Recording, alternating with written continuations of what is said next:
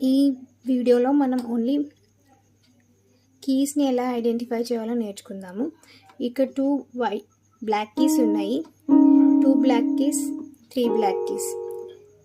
2 black keys మధ్యలో D letter start అవుతుంది. Then before first black కీకి ఇది C, CDE. Next 3 black keys start అవుతుంది. ఇది ఎఫ్, ఎఫ్జి, ఎఫ్జి తర్వాత మళ్ళీ ఏబిసి, సిడిఈ, ఏఎఫ్జి, ఏబిసి.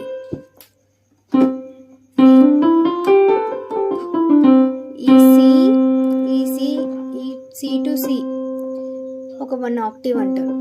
ఇక్కడ ఫస్ట్ బ్లాక్ కి సి స్టార్ట్ అవుతుంది కదా, ఈ సి. నెక్స్ట్ బ్లాక్ కి స్టార్ట్ కి ఇంకో సి స్టార్ట్ అవుతుంది. So C to C 1 active. Thanks for watching. Please subscribe my channel and share this video to your friends.